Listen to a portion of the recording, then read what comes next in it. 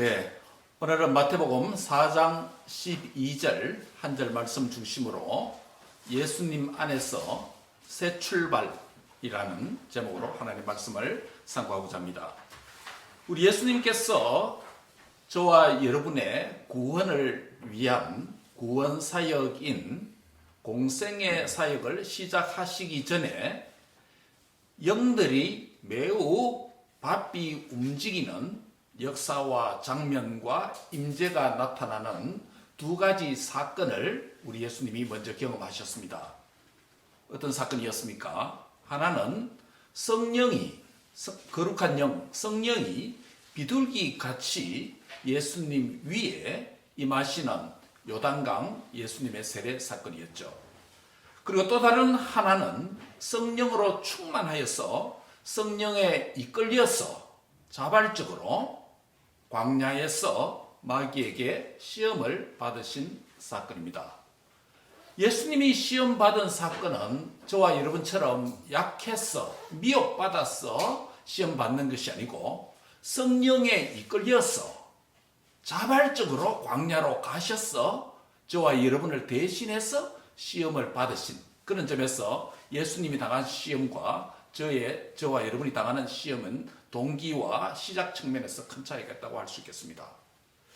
그래서 시험에 승리하신 예수님께서는 이제 마귀는 떠나가고 예수님을 떠나간 이후에 마귀들이 대신해서 누가 나타납니까? 천사들이, 거룩한 영들인 천사들이 나타나서 예수님께 수종들며 섬겼습니다. 그래서 공생애를 시작하기 전에 이 두 가지 사건의 장면에서는 거룩한 영과 악령이 나타나는 영들의 전쟁, 영들의 모임이다. 이렇게 정의를 내릴 수 있습니다. 이 두 사건에서 예수님께서는 죄인들이 받는, 저와 여러분이 받아야 될 물세례를 죄가 없으심에도 불구하고 그 세례를 받으셨습니다. 또한 스스로 시험을 받으신 것은 그의 백성된 우리의 죄악을 친히 담당하시며 우리가 당하는 시험을 미리 받으시고 그분께서 그 시험에 이기심으로 우리도 예수님 안에서 시험을 이길 수 있다라는 그런 존재가 되었다는 것을 가르쳐주고 있습니다. 이런 의미에서 예수님의 승리가 저와 여러분의 승리인 줄 믿습니다. 한번 같이 하겠습니다. 예수님의 승리, 나의 승리. 지난주에 드린 말씀이죠. 오늘은 마태복음 강의 11번째 순서를 따라서 마태복음 4장 12절 한 절 말씀에 나타나 있는 예수께서 요한이 잡혔음을 들으시고 갈릴리로 물러가셨다라고 하는 이 짧은 한 구절 말씀 중심으로 예수님 안에서 새 출발하자라는 제목으로 말씀을 상고하고 은혜를 받고자 합니다. 지난주에 여러분 잘 아시는 대로 라스베가스에 CES가 있었습니다. Consumer Electronics Show죠. 미국 소비자 기술협회 CTA가 주관하는 세계 최대 규모의 가전 IT 기술 전시회로 매월 1월에 미국 라스베가스에서 개최되죠. 소비자 가전 산업의 최신 기술과 혁신 제품이 발표되는 글로벌 기술 행사입니다. 참가 기업들은 스마트 홈, AI, 디지털 헬스 등 다양한 분야의 기술을 전시하고 또 기술 검증의 장이 되기도 하고 비즈니스 교류의 중심 역할을 하기도 합니다. 우리 교회에서도 우리 이생님과 이사님이 다녀오셨죠. 이 AI라고 하는 이 테크놀로지가 오늘 옛 시대와 인류 문명의 옛 시대와 또 다른 진일보된 새 시대를 구분하는 하나의 문명적인 기술로 등장하는 이 시대를 우리가 직면하고 있습니다. 바로 이와 같이 하나님의 구원 역사에 있어서도 옛 시대와 새 시대가 만나는 아주 중요한 중첩된, 오버랩되는 그런 시기가 있었습니다. 오늘 본문 12절에 보시면 예수께서 우리를 위한 구원 사역을 행하시는 이 공생의 사역 직전에 앞서 말씀드린 대로 첫 번째 사건인 그 세례 사건에서 예수님께서 세례를 베푼 세례 요한에 대한 한 뉴스를 이 12절 앞부분에 말씀하고 있죠.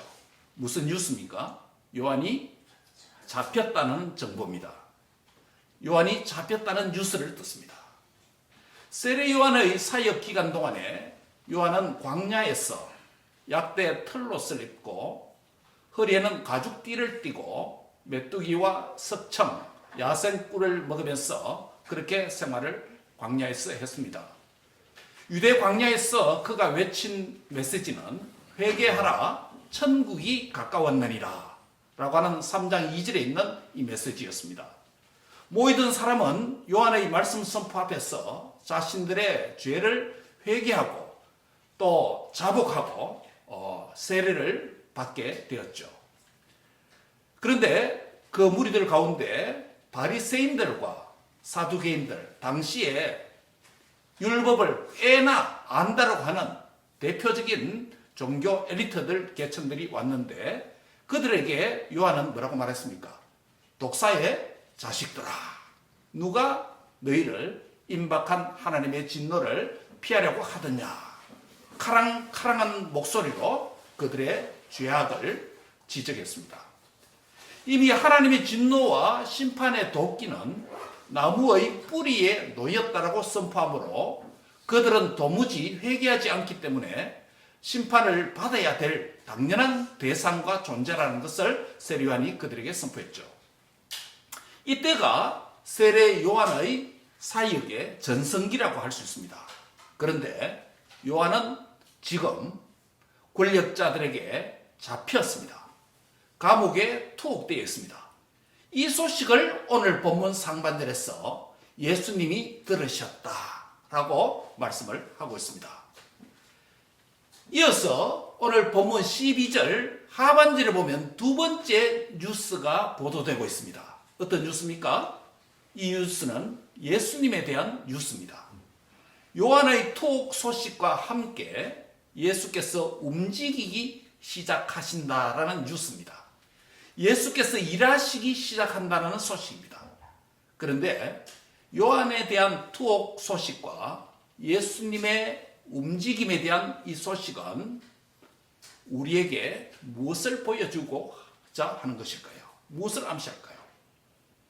이것은 바로 서론에서 말씀드린 오늘 현대 문명의 거대한 이기의 중에서도 이기로 할 수 있는 이 AI 등장으로 인류 문명이 거대한 변혁을 맞이하는 과도기적인 상황에 있는 것처럼 바로 12절에 기록된 요한의 투옥 소식과 예수님의 움직임의 시작은 바로 옛 시대와 새로운 시대, 거대한 두 개의 세계가 맞닿아 있는, 오버랩되어 있는 이 중첩기가 되었다라는 그 장면을 보여주고자 하는 것입니다.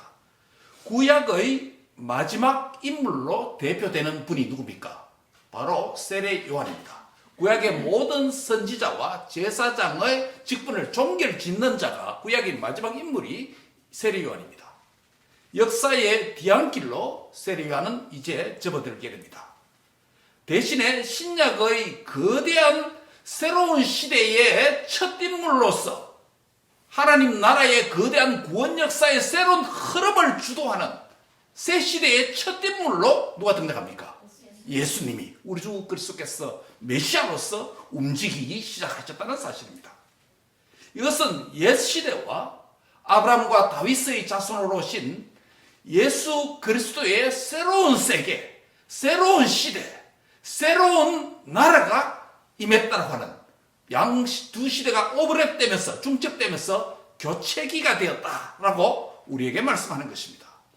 구약의 율법의 시대에서 신약의 은혜와 복음의 시대로 전환되고 있다는 것을 보여줍니다. 그럼에도 불구하고 요한과 예수님의 설교 사역은 동일했습니다. 요한의 핵심 메시지가 뭐라고 그랬죠? 3장 2절에 있는 회개하라 천국이 가까웠느니라. 예수님의 메시지가 뭐였죠? 4장 17절에 보면 역시 회개하라 천국이 가까웠느니라 합니다. 두 사람의 한 사람은 옛 시대에 속해 있고 한 사람은 새 시대에 속해 있음에도 불구하고 모두가 초점은 무엇입니까? 회개하라 하나님의 나라 곧 천국이 가까이 왔다라는 메시지였습니다. 즉 자신의 죄를 회개하고 예수님을 믿어야 하나님의 나라의 백성이 될 수 있다. 자신의 옛 과거의 죄를 회개하고 새 시대의 메시아 구주로 오신 그 예수님을 믿어야 영원한 세상, 새로운 시대, 하나님의 새로운 시대의 나라에 들어갈 수 있다는 것을 우리에게 선포하고 있는 것입니다. 같은 내용의 말씀 사역이지만은 두 설교자인 요한과 예수님이 다른 점이 몇 가지 있습니다. 뭐가 다를까요? 첫째는 그들의 각각의 소속이 다릅니다. 요한은 어디에 속했다 했죠? 옛세상, 율법에 속한 인물입니다. 곧 구약의 선지자 제사장 반열에 속합니다. 반면 예수님께서는 새세상, 은혜와 복음에 속합니다. 즉 신약에 속합니다. 세례 요한의 아버지 누구죠? 스가랴는 제사장이잖아요. 그렇죠? 예, 제사장입니다. 세례 요한도 자동적으로 제사장은 그대로 상속되기 때문에 제사장입니다. 또 선지자로 말씀 사이 그대로 했습니다. 그 구약의 마지막 인물이다라고 할 수 있는 것입니다. 둘째는 이 두 인물의 임무가 다릅니다. 역할이 다릅니다. 어떻게 다릅니까? 요한은 광야에서 외치는 자의 소리로서 주의 길을 예비하는 조력자의 사역을 했다면 예수님은 요한이 외치고 준비했던 바로 그 주인공 메시아라는 것입니다. 세 번째 다른 것이 있습니다. 그들의 각각의 세례의 수단에 있어서 차이가 납니다. 요한의 세례는 물로 세례를 베푸는 것이지만 요한이 말하기를 내 뒤에 오시는 예수님은 무엇으로? 불과 성령으로 세례를 베푸는 분이다 라고 소개를 했습니다.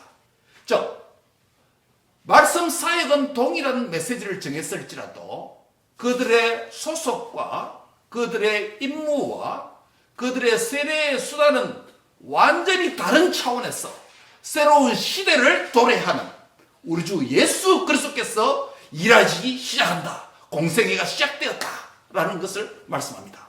마치 근본에 이 CES 이벤트가 세계 문명사에 있어서 또 학문사에 있어서 또 비즈니스의 영역에 있어서 거대한 하나의 변화의 장면을 단적으로 강조적으로 우리에게 보여주는 행사라면 바로 4장 12절의 마태복음에 있는 이 구절은 옛 시대와 새 시대, 옛 인물과 새 인물, 과거에 속한 자와 현재와 미래에 속한 자, 즉 죄와 사망과 사탄의 권세에 속한 자와 그 다음에 죄사함을 받아서 영원한 천국의 새 시대의 백성이 되는 것, 이 두 개가 중첩된 장면이 바로 요한과 예수님의 임무 교대의 장면을 통해서 우리에게 보여주고 있다는 것입니다. 그래서 4장 12절에 언급된 요한과 예수님의 임무 교대 뉴스는 하나님의 구원 사건의 거시적인 관점으로 보여줍니다. 여러분 거시적 관점이 뭡니까? 망원경이 있죠. 망원경은 뭡니까? 멀리 보는 거 아닙니까? 그렇죠. 멀리 봅니다. 그렇죠. 멀리 보게 됩니다. 멀리 있는 것을 가까이 당겨 보는 게 망원경 아닙니까? 그래서 적어도 망원경은 거시적 관점에서 넓은 경치를 볼 수 있습니다. 그런데 현명경은 어떻습니까? 작은 미시적인 관점입니다. 그렇죠? 작은 부분을 자세히 보는 것입니다. 오늘 이 본문이 하나님의 구원 사건의 거시적인 관점, 망원경적인 관점으로 볼 때 옛 시대가 지나가고 새 시대가 왔다. 구약 율법의 시대가 지나가고 신약 은혜와 복음의 시대가 임했다라고 하는 시대의 전환기를 거시적으로 우리에게 보여준다면 오늘 우리에게 이 말씀을 개인적으로 적용할 때 현민경적인 미시적인 관점이 우리에게 필요합니다. 무슨 말입니까? 저와 여러분은 각자가 우리의 인류의 시조인 아담과 하와가 범죄함으로 죄인으로 태어나게 됩니다. 그래서 우리는 죄에 속한 자입니다. 우리는 마귀에게 속한 자입니다. 우리는 옛세상에 속한 자입니다. 미시적 관점에서 우리는 새로운 출발을 해야 됩니다. 새 시대에 들어가고자 해야 됩니다. 하나님의 나라의 백성이 돼야 되는 줄 믿습니다. 시대가 거대한 틀이 바뀌었습니다. 패러다임 시프트로 옛 시대에서 새로운 시대로 완전히 바뀌었습니다. 그렇다면 우리 개인도 각자도 옛 시대에 속했던 과거에서 새로운 시대에 하나님의 나라에 들어가는 구원의 백성이 되어야 된다는 것임을 믿으시기 바랍니다. 그래서 오늘 우리의 설교에 거시적 관점의 적용으로서 미시적 관점으로 나의 구원, 나의 새 출발, 예수님 안에서 새 출발해야 된다는 메시지로 적용하고자 합니다. 저와 여러분에게 옛 시대는 무엇입니까? 말씀드려도 인류의 시조인 아담과 하와가 하나님께 불순종의 죄를 범함으로 우리는 모두 죄인으로 태어났어. 죄인으로 살아가게 됩니다.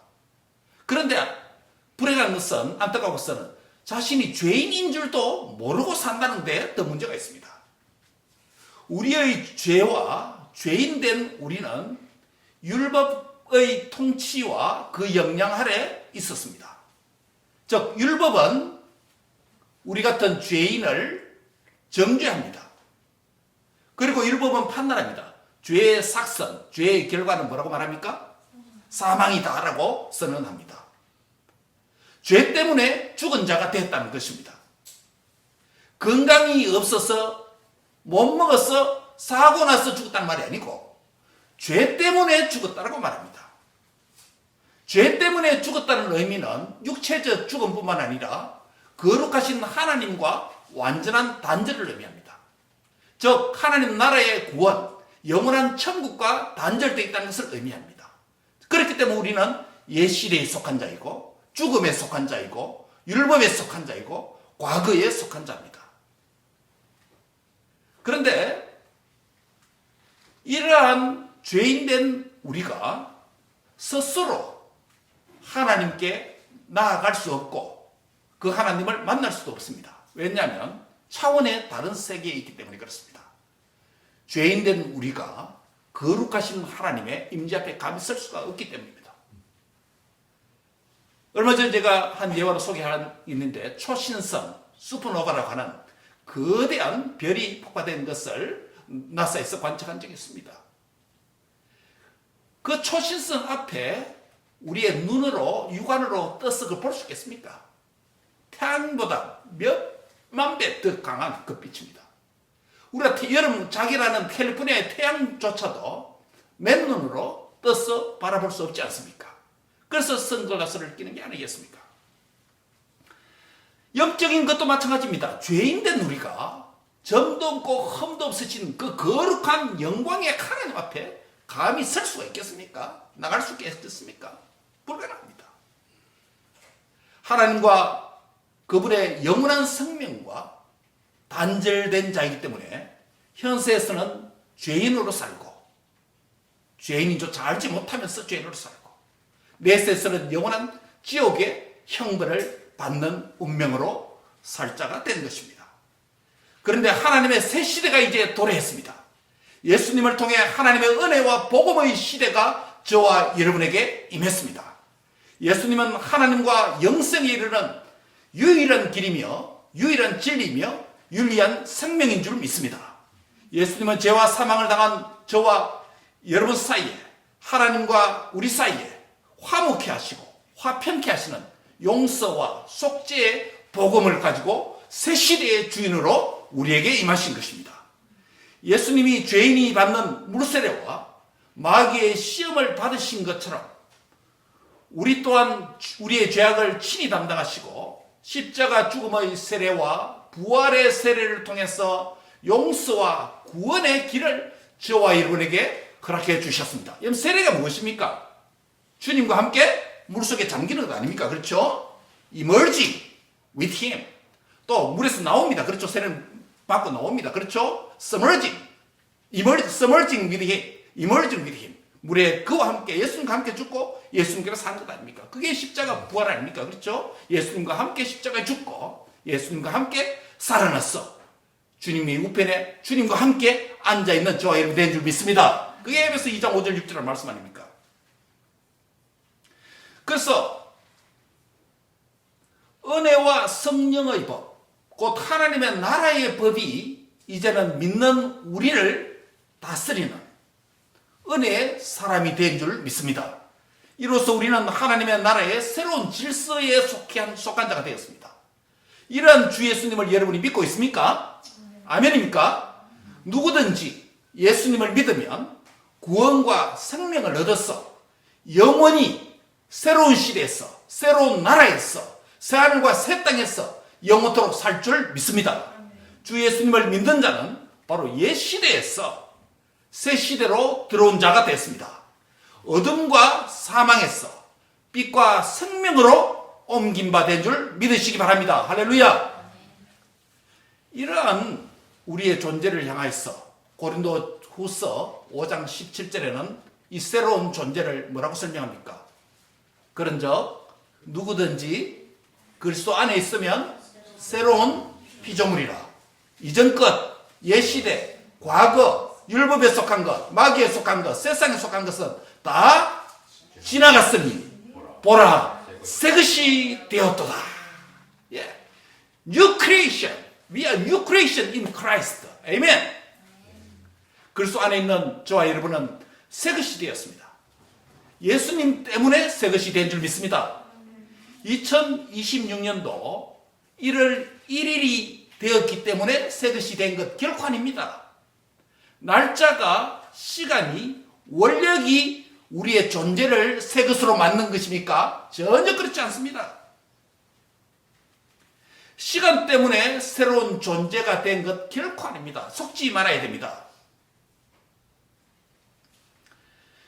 오히려 시간을 창조하시고 만물을 그의 뜻대로 다스리시는 예수님을 믿으면 새로운 피조물입니다. 할렐루야. 새 시대의 인물이 된 줄 믿으시기 바랍니다. 옛것, 옛삶, 옛질서 다 지나가고 예수님 믿으면 예수님 안에서 새것, 새삶, 새 질서로 살아야 될 줄인 줄 믿습니다. 예. 1월 1일이 되어서 신년이 아닙니다. 그리스도인들은 적어도요. 새 옷을 입어야 새 것이 아닙니다. 새로운 기술을 사용해야 새 것이 아닙니다. 따라합시다. 예수님 안에서 새로운 피조물이 됩니다. 그렇다면 이 말씀을 오늘 우리에게 어떻게 더 깊이 적용할 수 있을까요? 그리스도 안에서 새로운 피조물, 새 시대의 새 것이 된 우리는 어떻게 살아야 합니까? 나는 옛것, 죄악, 육신의 소욕을 청산하고 새것, 성결의 삶, 성령의 소욕대로 사는 삶을 살아야 합니다. 이것이 다시 오실 주님의 길을 예비하는 성도의 마땅한 삶입니다. 이것이 옛 시대를 청산하고 새 시대, 새 나라, 천국을 이미 소유한 자의 삶의 특징입니다. 성도 여러분, 이전 것, 옛 것, 죄인의 삶을 우리의 은행, 말과 행동에서 또 마음의 심사에서 그리고 우리의 외적인 삶에서 청산하고 그리스도 안에서 새 것, 새 시대에 변화된 삶을 사는 은혜가 있기를 바랍니다. 나는 옛것을 청산하고 하나님의 새 것으로 새 나라의 백성으로 살아야 할 자이기 때문에 그렇습니다. 예수님 안에서 옛것이 새 것으로 바뀐 저와 여러분은 이제는 하나님의 나라의 것으로 새 것으로 살아야 된다고 할 때 그 삶은 추상적인 게 아닙니다. 감상적인 삶을 의미하지 않습니다. 그것은 매우 구체적이고 실제적인 것을 의미합니다. 그리스도를 믿음으로 우리가 새 것, 새로운 피조물이 되었다는 것은 무엇을 의미합니까? 첫째는 우리의 지성이, 우리의 이 알미, 지성이 새롭게 되었다는 것을 의미합니다. 청교도였던 존 오웬은 이런 말을 했습니다. 당대 사람들에게 당신들은 상상 속의 그리스도를 믿고 있다. 상상 속의 그리스도로 만족한다면 상상 속의 구원으로 만족해야 할 것이다 라고 경고한 적이 있습니다. 우리의 지성이 예수님으로 말미암아 새 것이 되었다라고 하는 의미는 우리 자신이 성경에서 말씀하고 있는 예수님에 대해서 정확하게 알아야 된다, 바른 지성을 가져야 된다는 것을 의미합니다. 토즈라고 하는 분은 The Radical Cross라고 하는 책에서 이렇게 말합니다. 우리가 알다시피 다른 그리스도인들이 많이 나왔다. 무슨 말입니까? 그리스도인이라고 하는 것은 다 같은 그리스도인이 아니라는 거예요.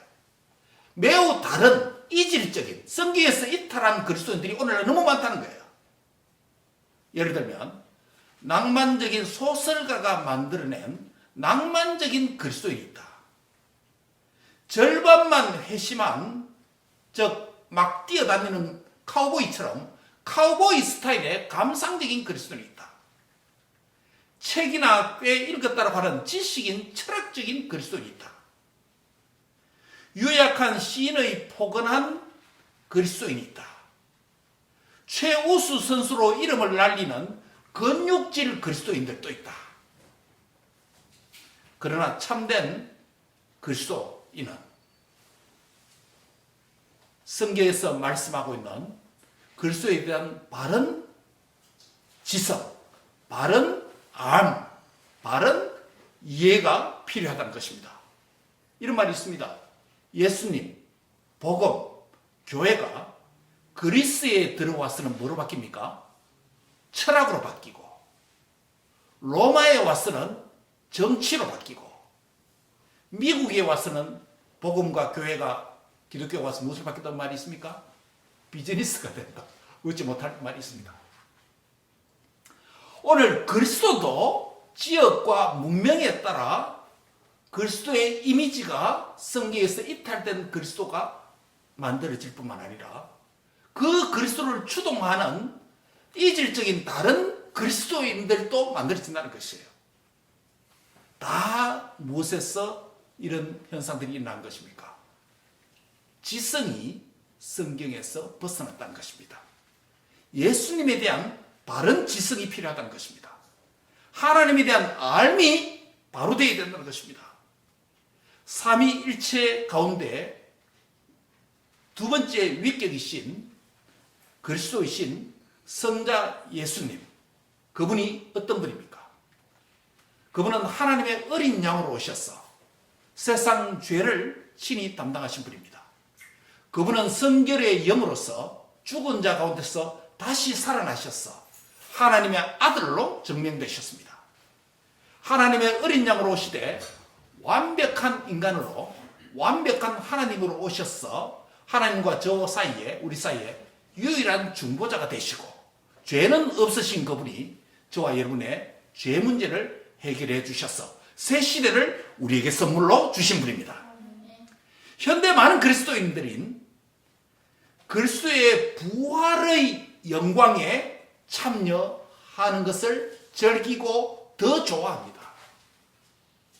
그래서 교회에 오면 축복, 복을 선호하고 목사도 그에 맞춰서 복 이야기를 많이 하기를 좋아합니다.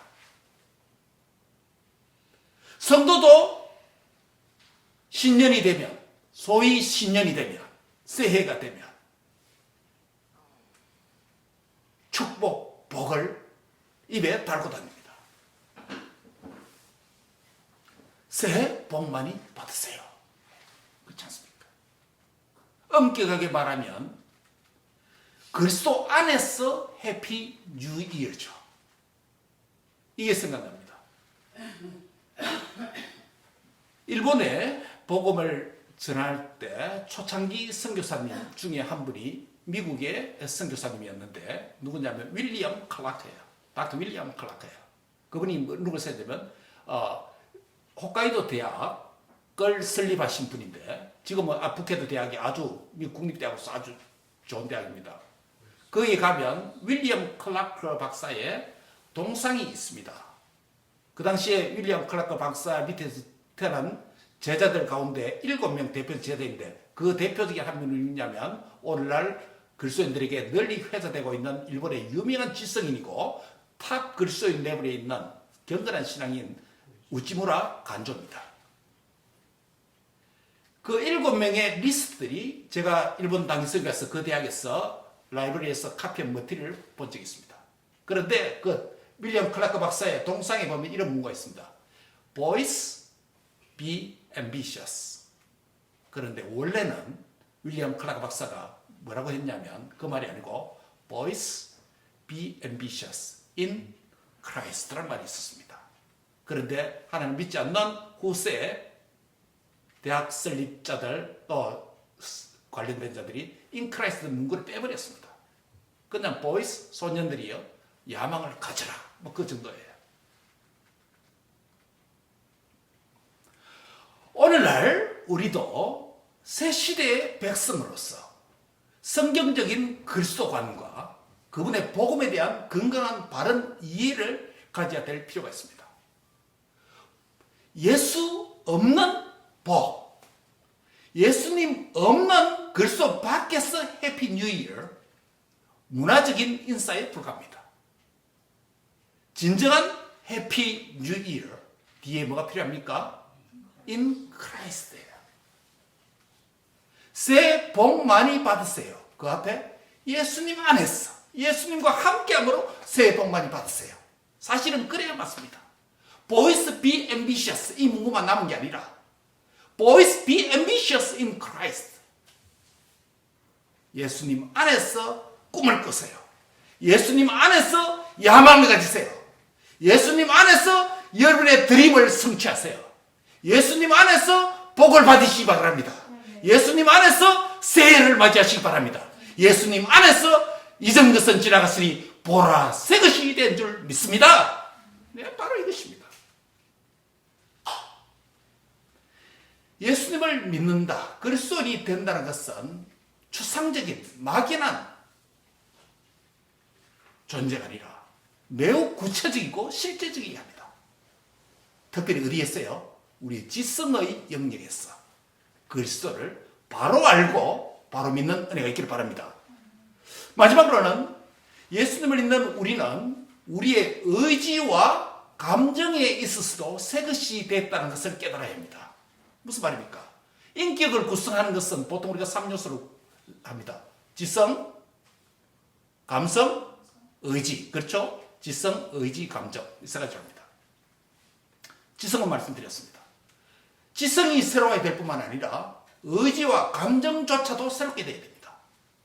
우리의 의지는 종종 우리의 감정의 기복에 따라 때로는 적극적일 때도 있고 때로는 의기소침해서 소극적일 때도 있습니다.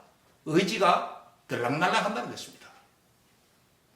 감정도 그렇습니다. 감정의 기복에 따라 어떤 사람은 새처럼 날아다니는 능동적인 사회성을 발휘할 때가 있는가 하면 피동적인 우울적인 기질을 나타낼 때도 있습니다.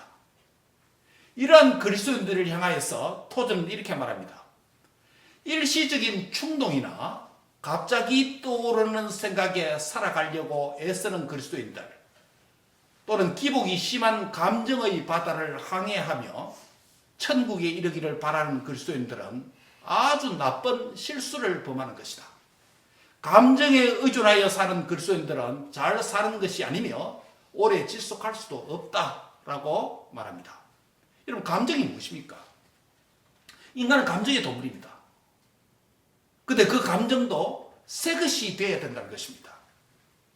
감정은 우리의 믿음의 원천과 바탕이 되는 누구요? 하나님과 그분의 말씀에 대한 믿음, 신뢰의 결과로서 주어지는 것이 감정이어야 하고 정서이어야 된다는 것입니다. 즉, 건강한 감정과 건강한 정서는 하나님과 그분의 말씀에 대한 믿음으로부터 반응으로 나오는 것이어야 된다는 것입니다. 이 땅에서 사람과 상황, 때로는 좋은 상황도 있을 수 있고 때로는 나쁘지 않는 상황도 직면하게 되죠. 상황으로부터 갖게 되는 여러 가지 감정들은 가짜일 수 있다. 우리는 그것에 종속되고 속을 수가 있습니다. 그래서 하나님을 잊어버리고 그리스도 안에 있는 자기의 정체성과 존재를 상실하고 혼돈과 방황의 삶을 살 수도 있습니다. 여러분의 감정을 하나님과 그분의 말씀의 지식 위에 앞에 두지 마시기 바랍니다. 여러분의 의지를 하나님의 말씀의 지식과 하나님 앞에 두지 말기 바랍니다. 감정에 종종 속습니다. 불확실한 미래에 대한 내면적인 두려움과 걱정이 와서 어떨 때는 벌벌벌 떨 때도 있습니다. 그러나 성경은 말합니다. 하나님이 주신 마음은 두려움이나 의심이나 근심이 아니다라고 말합니다. 하나님이 주시는 마음은 평안과 의와 희락이라고 말합니다. 무엇에 근거해서 그럴까요? 그 감정이, 그 정서가 다른 지성인 하나님과 하나님 말씀에 근거해 볼 때 그렇다는 것입니다. 요동강 세례 사건을 통해서 예수님이 천국으로부터 하나님으로부터 어떤 음성을 들었다 했죠? 이는 내 사랑하는 아들이요 내 기뻐하는 자의 음성을 들었지 않습니까? 죄인들이 받는 물세례를 그분이 대신 받으시면서 주님이 그 말씀을 아버지로부터 들으셨다면 예수님 안에서 세례를 받은 저와 여러분도 아버지로부터 동일한 음성을 들을 자격이 있습니다. 그리스도 안에서 저와 여러분도 하나님의 사랑받는 자녀인 줄 믿습니다. 하나님의 동일한 가치 있고 기쁨의 대상인 줄 믿습니다. 이 사실, 이 진리, 이 지성, 이 지식에 근거해서 여러분의 오르내리라 하는 가짜 감정에 속지 말아야 된다는 것이에요. 불안과 염려와 걱정에 사로잡히면 안 된다는 것이에요. 하나님은 변함없이 나의 상황과 나의 기복 있는 감정과 내 뜻대로 행하려고 하는 나의 의지 위에 그분의 지성을, 그분의 말씀을 가지고 컨트롤해야 된다는 것임을 말하는 것입니다. 그러므로 우리의 감정의 영역에서도 하나님 나라의 새 것이 다스려야 됩니다. 우리의 의지의 영역에서도 내 뜻대로 마구 의지대로 행하는 것이 아니라 그분의 뜻과 그분이 나를 통해서 하시고자 하는 일, 그분께서 나에게 각종 좋은 은사와 온전한 선물을 주셔서 그분의 나라와 복음과 교회를 위해서 살고자 하는 그분의 뜻에 맞추어서 여러분의 발과 손이 움직이는 의지가 그분에게 복종되고 다스림을 받는 귀한 은총이 있기를 바랍니다. 말씀과 하나님의 뜻과 그분의 인격 앞에서 우리의 지성과 의지와 감정도 새 것이 되어야 될 줄 믿습니다. 말씀을 맺습니다. 사랑하는 형제 자매 여러분, 옛것은 죄와 세상과 마귀에게 종속된 삶입니다. 옛것은 육신의 정욕과 율법 아래 있는 옛 질서에 속한 것입니다. 반면 새것은 하나님의 나라의 의와 예수님과 복음에 속한 삶입니다. 새 시대의 백성이 옛 시대의 삶을 살면 그는 거꾸로 가는 것이죠. 거대한 문명이 이긴 AI 시대 속에서 아날로그로만 고집한다면 그건 안 되죠. 우리 목사님 중에 어떤 분이 이런 분이 있으세요? 스마트폰이 한참 나왔어. 스마트폰의 세대 제너레이션이 한참 인프로 됐는데도 옛날 폴더버 쓰면서 난 카톡을 안 한다. 그런 분이 한 분 있습니다. 요즘 분이 하시더라고요. 네. 바로 새로운 시대의 백성으로서 새로운 흐름에 올라타지 못하고 옛 시대에 천착되어서 살아간다면 현 시대뿐만 아니라 현세뿐만 아니라 내세에서도 영원한 소망이 없다는 것을 경고로 받아들여야 되는 것입니다. 우리는 우리의 지성과 의지와 감정의 영역에서 옛것을 청산하고 하나님 나라의 새 것으로 변화된 삶을 살아야 합니다. 그리스도 안에서 새 것이 되었다고 구호만 선포할 게 아니라 아멘으로만 외칠 뿐만 아니라 구체적으로 그것이 실제가 되어야 된다는 것입니다. 여러분의 지성의 영역에서, 감정의 영역에서, 의지의 영역에서도 새 것이 되는 은혜가 있기를 바랍니다. 우리의 지정의, 지성과 감정과 의지, 즉 전인격적인 변화가 있는 삶이 바로 옛것을 청산하고 하나님 나라의 새 것으로 변화된 자라고 할 수 있습니다. 하나님 나라의 새 것이 된 여러분 축하드립니다. 그리스도 안에서 새 것이 된 줄 믿습니다. 그리스도 안에서 전인격이 새로운 삶을 살아가는 건강한 그리스도인, 새 것으로 사는 은혜가 함께 하시기를 주의 이름으로 축복합니다. 거룩하신 주님 감사합니다. 예수님 안에서 새 것이 되어지게 해주심을 감사합니다. 세례 요한과 예수님으로 대표되는 옛 시대의 마지막 인물이 지나가고 새 시대의 첫 인물의 도래인 예수님을 통해서 우리 또한 미시적 관점에서 그리스도 안에서 옛것이 지나가고 새로운 피조물이 되게 하심을 찬양합니다. 이제는 옛것을 버리고 새것으로 살게 하여 주옵소서. 하나님 나라 백성답게 살게 하여 주옵소서. 막연한 그리스도인, 다른 그리스도인이 되는 것이 아니라 정말 성경적인 그리스도를 만나고 성경적인 그리스도인의 새로운 삶을 회복하게 하여 주옵소서. 예수님의 이름으로 기도합니다. 아멘.